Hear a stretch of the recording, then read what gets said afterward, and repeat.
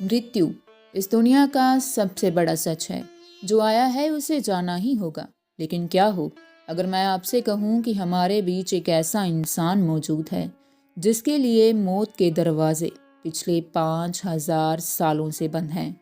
महाभारत का महायुद्ध खत्म हो गया, पांडव स्वर्ग सिधार गए, कौरव मिट गए, लेकिन एक योद्धा आज भी भटक रहा है।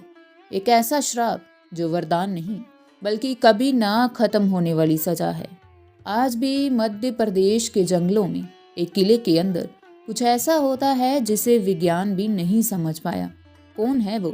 क्या गुरु द्रोणाचार्य के पुत्र अश्वत्थामा सच में आज भी जिंदा हैं?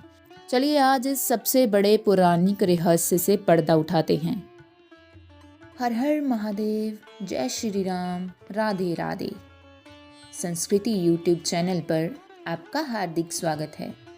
अगर आपको हमारी वीडियोस अच्छी लगती हैं तो हमारे चैनल को सब्सक्राइब करना ना भूलें और हमारी यूट्यूब फैमिली का हिस्सा ज़रूर बने।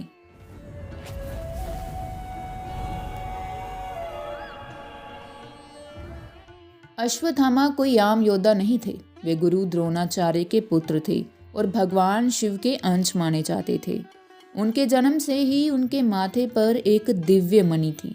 वे मणि उन्हें भूख, प्यास, बीमारी और देवताओं के अस्त्रों से बचाती थी। वे लगभग अमर थे। वे कौरवों की तरफ से लड़े थे और महाभारत के सबसे शक्तिशाली योद्धाओं में से एक थे।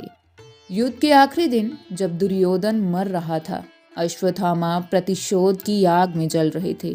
उन्होंने युद्ध के नियमों को तोड़ते हुए रात के अंधेरे में पांडवों के शिविर पर हमला किया। धोखे से उन्होंने द्रौपदी के 5 सोए हुए पुत्रों यानी कि उप पांडवों का वध कर दिया, ये सोचकर कि वे पांडव हैं। ये महाभारत का सबसे घिनौना अपराध था। जब पांडवों को ये पता चला तो वे क्रोधित हो गए। अर्जुन और अश्वत्थामा के बीच भयंकर युद्ध हुआ। अंत में अश्वत्थामा ने पांडवों के वंश को खत्म करने के लिए ब्रह्मास्त्र उत्तरा के गर्भ यानी कि प्रशिक्षित पर चला दिया। इस नीच हरकत को देखकर भगवान श्री कृष्ण का क्रोध 7वें आसमान पर पहुंच गया। उन्होंने प्रशिक्षित को तो बचा लिया, लेकिन अश्वत्थामा को एक ऐसा दंड दिया जो मौत से भी भयानक था। उनके श्राप के ऐसे शब्द थे, तूने बच्चों की हत्या की है, इसलिए तू इतने ही वर्षों तक इस धरती पर अकेला भटकेगा। तेरे शरीर से हमेशा पीप यानी कि पस और लहू की बदबू आएगी। तू चाहकर भी मर नहीं पाएगा। कोई तेरे पास नहीं आएगा। तू कलयुग के अंत तक सिर्फ दर्द और अकेलेपन में जिएगा। भगवान कृष्ण ने उनके माथे से वो रक्षक मणि निकाली और उसकी जगह कभी ना भरने वाला घाव रह गया। अब सवाल ये है कि अगर वो जिंदा है तो कहाँ है? कथाओं के अनुसार वे नर्मदा नदी के किनारे भटकता है।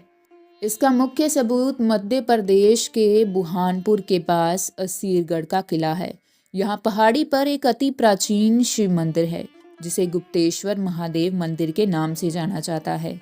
स्थानीय लोग और पुजारी दावा करते हैं कि चाहे मंदिर का दरवाजा कितना भी बंद क्यों ना हो, रोज सुबह जब दरवाजा खुलता है तो शिवलिंग पर ताजा फूल और चंदन चढ़ा हुआ मिलता है।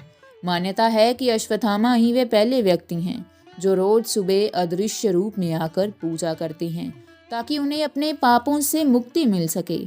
कई बार जंगलों में लोगों ने एक बहुत लंबे अजीब दिखने वाले आदमी को देखने का दावा किया है, जिसके माथे पर पट्टी बंधी होती है और जिसके पास जाने से अजीब बदबू आती है।